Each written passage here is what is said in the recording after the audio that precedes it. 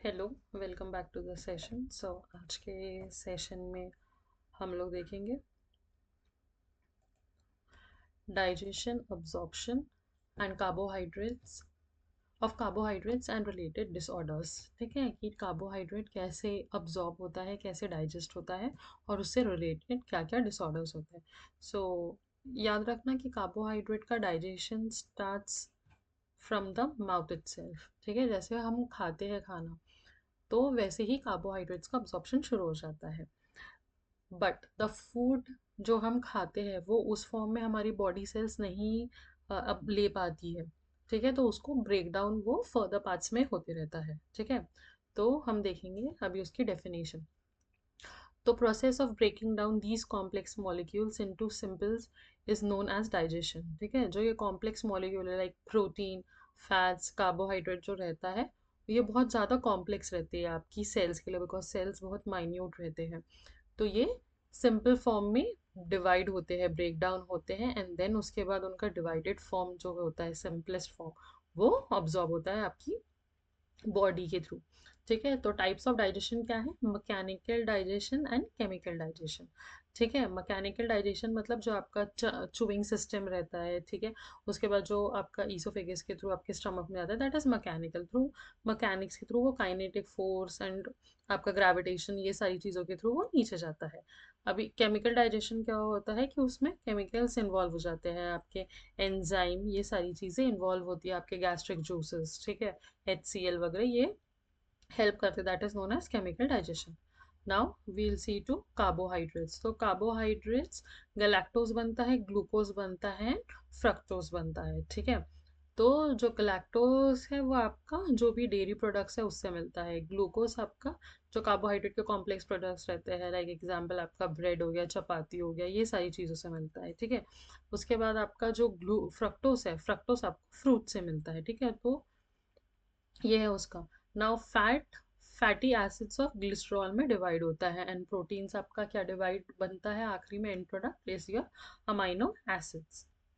ठीक है, उसके बाद डाइट्री कार्बोहाइड्रेट्स। तो डाइट्री कार्बोहाइड्रेट का देखें तो हमारे जो भी हाफ ऑफ द डाइट रहता है वो कार्बोहाइड्रेट से बना होता है, लाइक योर फ्रूट्स, पेस्ट्रीज। ठीक है, उसके बाद मफिन्स या चपाती, ये सारी चीज़ें। और स्टार्च बहुत ज़्यादा मेजर डाइट्री कार्बोहाइड्रेट होता है। आपको स्टार्च कैसे कैसे मिलता है? आप लोगों ने साबूदाने से मिलता है। ठीक है, उसके बाद शुगर, जो आपका स्वीट पोटैटो है उससे मिलता है, शकरकंदी। उसके बाद आलू। ठीक है, उसके बाद टैपियोका। ठीक है, टैपियोका से क्या बनता है? टैपियोका से बनता है आपका साबूदाना।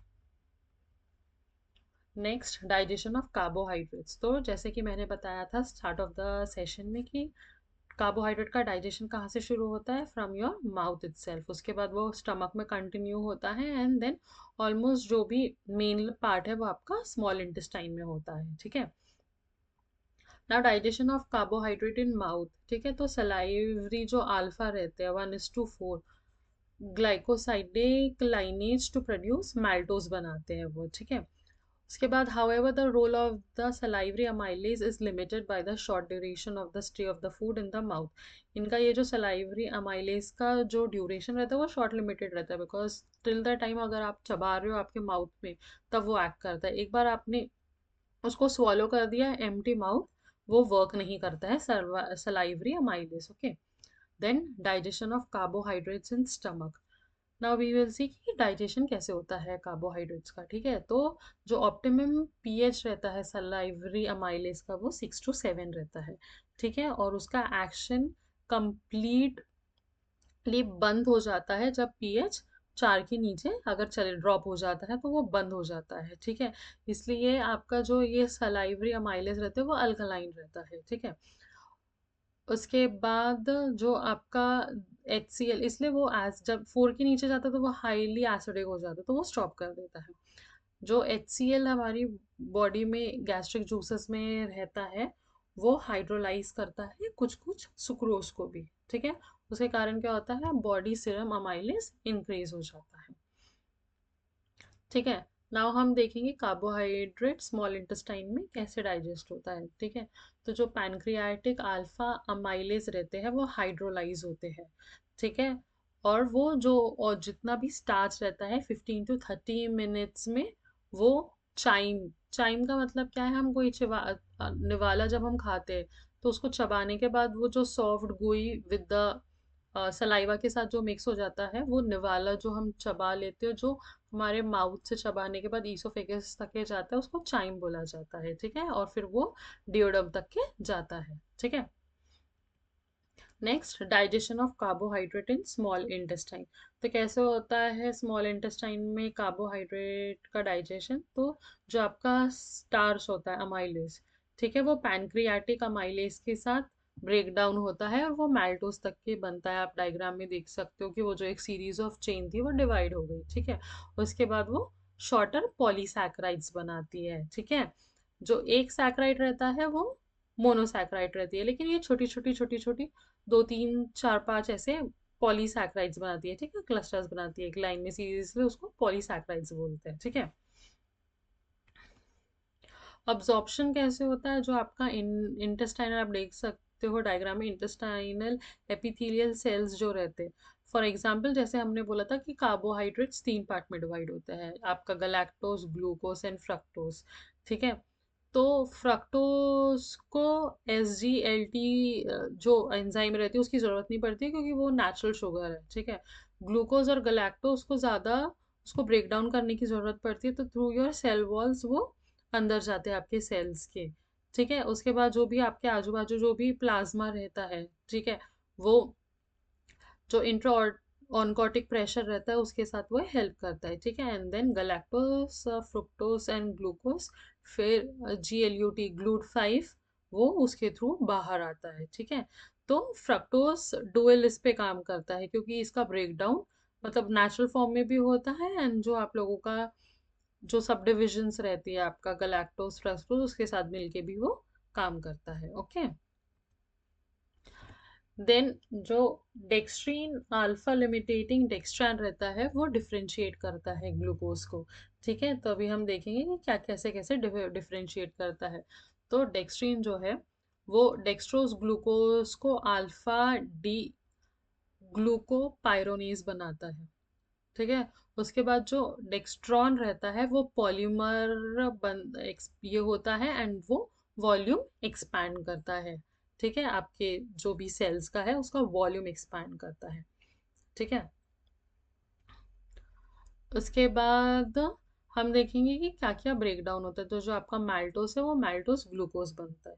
सुक्रोज जो है सुक्रोज ग्लूकोज प्लस फ्रक्टोज बनता है। जो आपका लैक्टोज है लैक्टोज ग्लूकोज प्लस गलैक्टोज बनता है।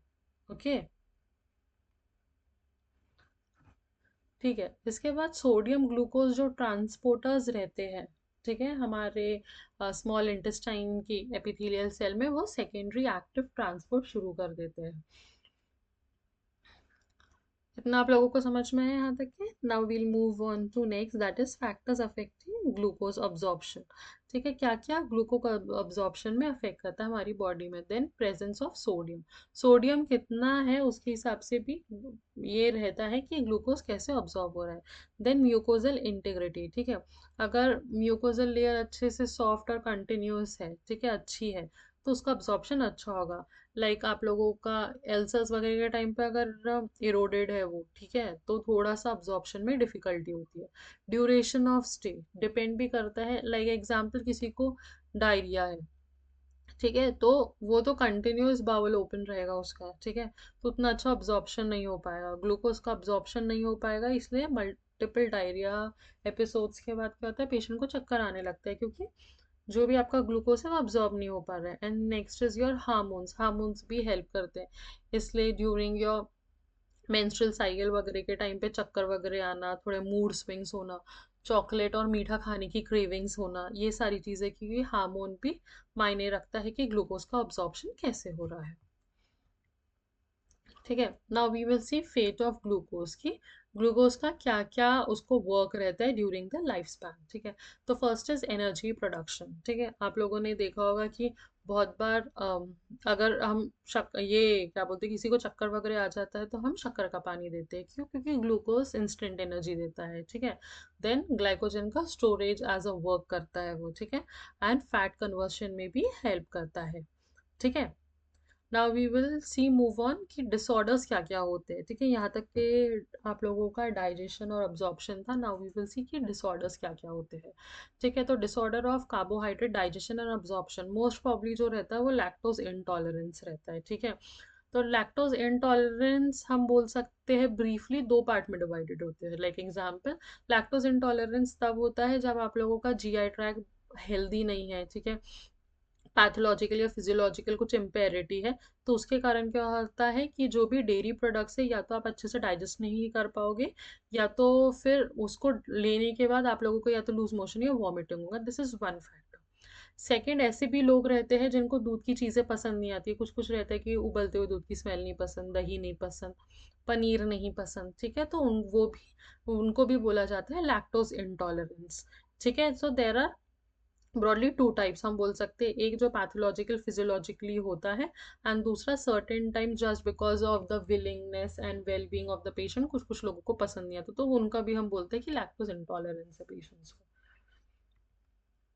ठीक है, सो जो डिजीजेस है वो टू टाइप्स में डिवाइड होती है, प्राइमरी एंड सेकेंडरी। प्राइमरी वो होती है जो कंजेनाइटल होती है। कंजेनाइटल का मतलब है बाय बर्थ। ठीक है, तो गलैक्टोज माल अब्जॉर्प्शन, उसका जीआई ट्रैक्ट अच्छे से डेवलप नहीं हुआ होगा। ठीक है, ड्यूरिंग द फीटल जो भी उसकी डेवलपमेंट है वो अच्छे से नहीं हुई होगी, तो उसके कारण गलैक्टोज माल अब्जॉर्प्शन की अब्जॉर्ब नहीं हो पाएगा।